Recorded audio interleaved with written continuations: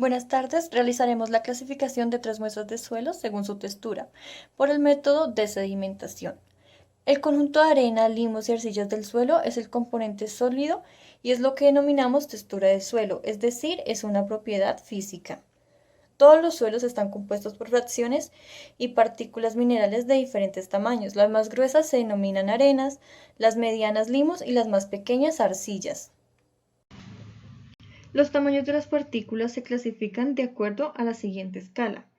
Para arenas va de 2 a 0.05 milímetros de diámetro, para los limos de 0.05 a 0.002 milímetros y para arcillas menores a 0.002 milímetros de diámetro. Existen diversas técnicas para la determinación de texturas. Hoy realizaremos el método de sedimentación. A través de este método, las tres muestras de suelo pueden ser clasificadas en arenoso, franco-arenoso, franco-limoso, entre otras. La textura del suelo interviene en factores como la aireación, el movimiento del agua, la retención de humedad, infiltración del agua, la retención y liberación de iones, la disponibilidad de nutrientes y con ellos en su productividad, uso y manejo del mismo. La evaluación de las texturas del suelo por sedimentación consiste en dejar sedimentar una muestra del suelo en un medio líquido durante un determinado tiempo, al cabo del cual se cuantifica la cantidad de partículas de un determinado tamaño que se sedimentaron, analizando el porcentaje de arena, limo y arcilla. Este método se fundamenta en la ley de Stokes, la cual establece que la velocidad de caída de las partículas pequeñas en un medio líquido es directamente proporcional a su tamaño según la siguiente relación. La velocidad de caída es igual a 2 factor de la densidad de la partícula menos la densidad del líquido, en este caso el agua, por la aceleración de la gravedad por el radio de la partícula al cuadrado, dividido 9 veces la resistencia viscosa del fluido, es decir, el agua. Para que esta relación se cumpla, se debe garantizar que no se presente floculación en el proceso y que el proceso de sedimentación se lleve a cabo a una temperatura constante. Se tomaron tres muestras de distintos suelos. La primera muestra corresponde a un suelo de uso agrícola, el cual contiene un cultivo de café.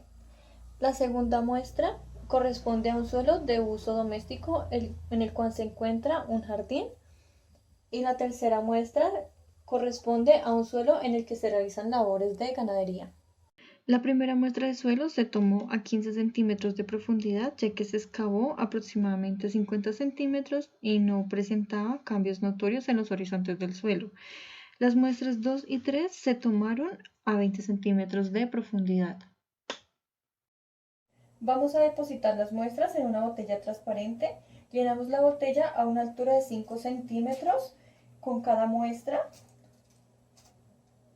Y posteriormente agregamos agua a las botellas garantizando que quede un espacio desocupado.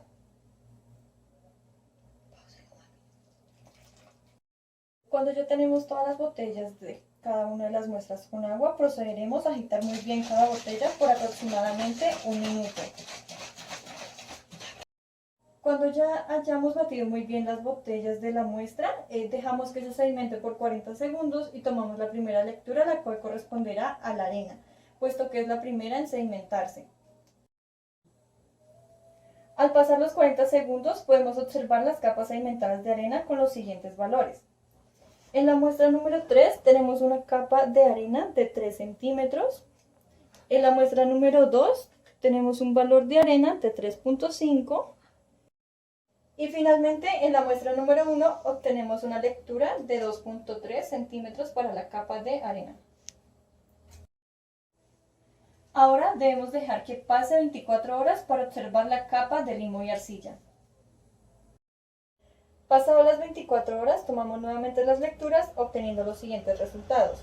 En la muestra número 1, obtuvimos una capa de limos de 1.5 y una capa de arcillas de 1.2.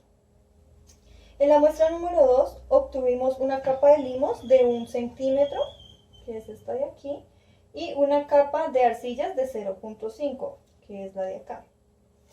Y para la muestra número 3 obtuvimos una capa de limos de 1.4, que es la de acá, y una capa de arcillas de 0.6, que es esta de aquí.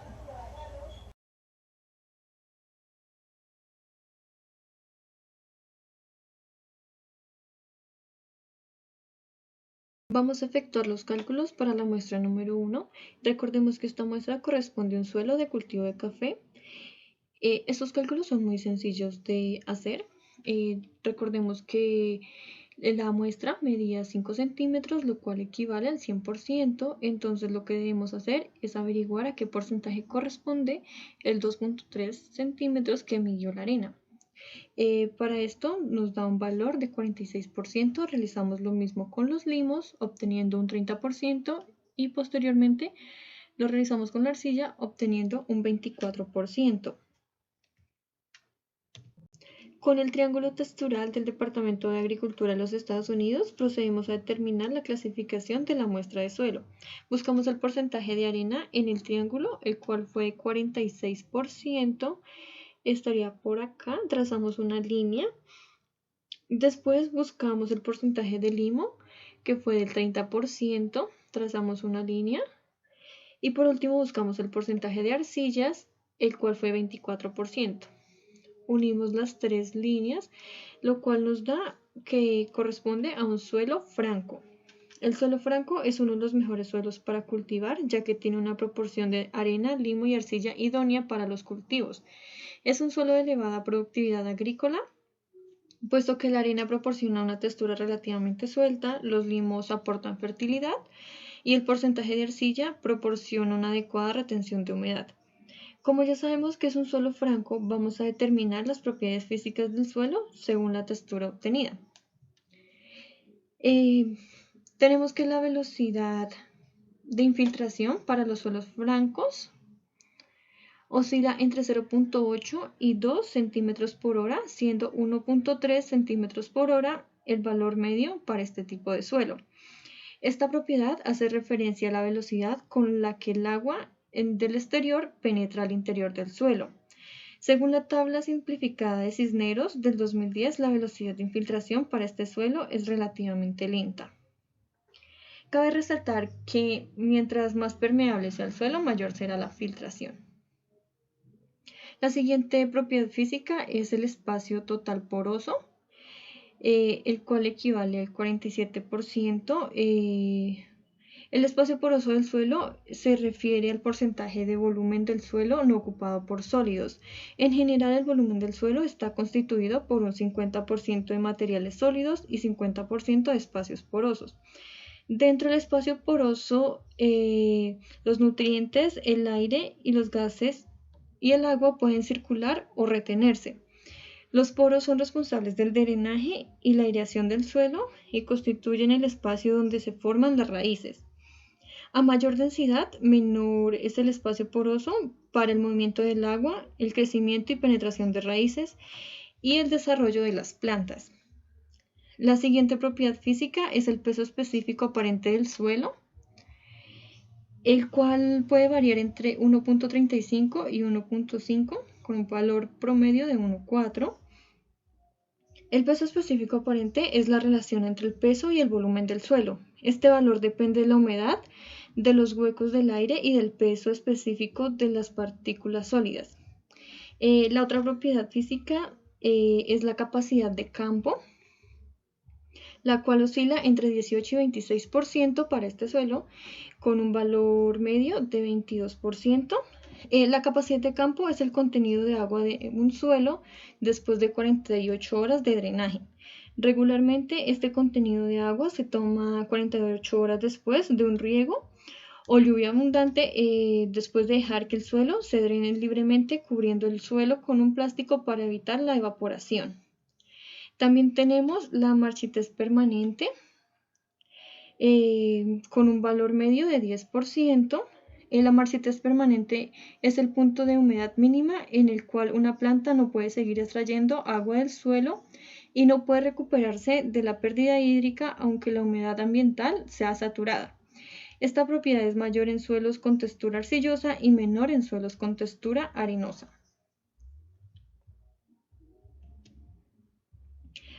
Acá podemos observar los cálculos para la muestra 2, donde obtuvimos un 70% de arena, 20% de limo y 10% de arcilla. Nuevamente vamos al triángulo de texturas ubicando el 70% de arena, Buscamos el 20% de limo y después trazamos la línea del 10% de arcilla, lo cual nos da un suelo franco-arenoso. El suelo franco-arenoso se caracteriza por ser un suelo que tiene más arena de lo óptimo, por lo tanto retiene pocos nutrientes y posee poca capacidad de retención hídrica. Procedemos a revisar las propiedades físicas, obteniendo una velocidad de infiltración media de 2.5 centímetros por hora. Según la tabla simplificada de Cisneros del 2010, corresponde a una velocidad de infiltración moderada. El total de espacio poroso oscila entre el 40 y 47%. El peso específico aparente varía entre 1.40 y 1.60. La capacidad de campo está en los rangos de 10 a 18%, con un valor medio de 14. Y la marchitez permanente para este suelo tiene un valor de 6%.